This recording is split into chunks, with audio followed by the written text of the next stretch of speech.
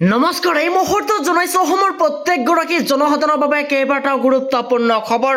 আজি হৈছে 2 জুন। আজি আমাৰ প্ৰথমটো গুৰুত্বপূৰ্ণ খবৰ। বানে উঠুৱাই নিলে ৰেলপথ, বৰাক ব্ৰহ্মপুত্ৰ সংযোগ এবাৰ বিচ্ছিন্ন। এই মুহূৰ্তত জনাইছো বৰাকত বানে লৈছে ভয়ংকৰ ৰূপ। বৰাক ব্ৰহ্মপুত্ৰ সংযোগ এবাৰ বিচ্ছিন্ন।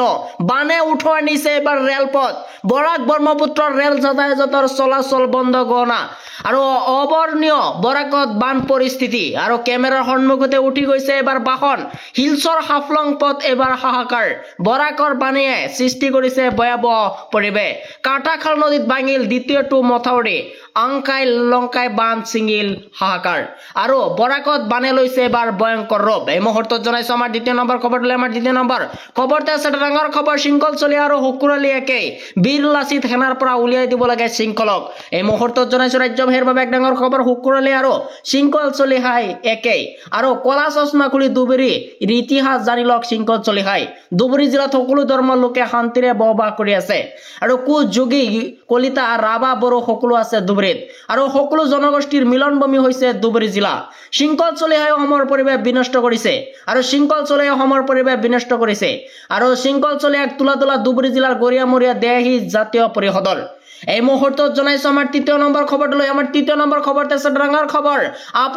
আপোনাৰ এটা অভিযোগতে জেললৈ যাব ৰেচনৰ দোকানী। বেছিকৈ চাউল আহিছে বুলি কৰিব নোৱাৰিব কোনো নিয়ম। এই মুহূৰ্তত জনাইছো ৰাজ্যবাহীৰ বাবে এক ডাঙৰ খবৰ। ফোন লাইন বিজি তেতিয়াহ'লে মেছেজ কৰক এতিয়াই। আহি গৈছে ৰেচন কাৰ্ডৰ অভিযোগৰ বাবে নতুন নম্বৰ।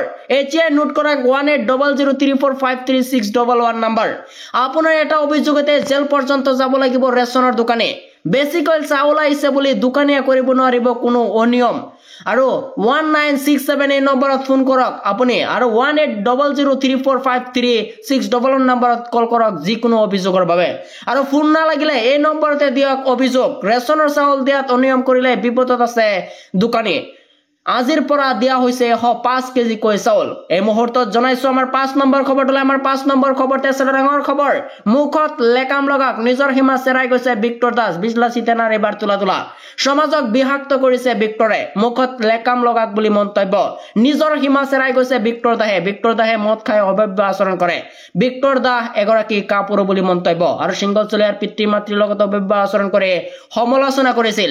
মদ খাই অতবলি কৰে এবাৰ ভিক্টৰ দাসে। ভিক্টৰ দাসে নিজৰ সীমা চেৰাই গৈছে। ভিক্টৰ দাসৰ মুখৰ কোনো লেকাম নাই আৰু এজন শিক্ষক হিচাপে সীমা বৰ্তাই ৰাখিব লাগে। নাৰীৰ ওপৰত কৰা এই কাণ্ডৰ তদন্ত হ'ব লাগে বুলি মন্তব্য আৰু এই বিষয়টো গাপ খাব থাকিব নালাগে এই মন্তব্য বিজলাচি তেনাৰ। এই মুহূৰ্তত জনাইছো আমাৰ 6 নম্বৰ খবৰটোলৈ। আমাৰ 6 নম্বৰ খবৰতে আছে ডাঙৰ খবৰ। মুছলমান সুৰক্ষা বিচাৰি 1 কোটি মুছলমানে কৰিব আন্দোলন আৰু মুছলমানৰ সুৰক্ষা বিচাৰি 1 কোটি মুছলমানে কোবাব এবাৰ অসম। ঈদৰ দিনত প্ৰতিটো ঈদগাহ ময়দানত হ'ব এবাৰ প্ৰতিবাদ। বৰ্তমান মুছলমানসকল চৰকাৰ প্ৰশাসনৰ বাবে পেলনীয়া সামগ্ৰী। জাননী নিদিয়াকৈ নিহা হেণ্ডকাপ লগাই ঘৰৰ পৰা উঠাই অনা নিয়ম নহয়। মুছলমানৰ সুৰক্ষা বিচাৰি 1 কোটি মুছলমানে কোবাব এবাৰ অসম।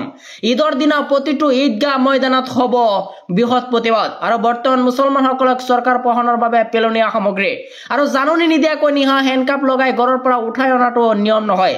আমি বাংলাদেশীক বিৰোধ কৰো কিন্তু স্বদেশী অন্যায় কৰাটো কোনোপধ্যে মানি ল'ব নোৱাৰো। মুছলমানৰ সুৰক্ষা বিচাৰি 1 কোটি মুছলমানে কৰিব এইবাৰ আন্দোলন।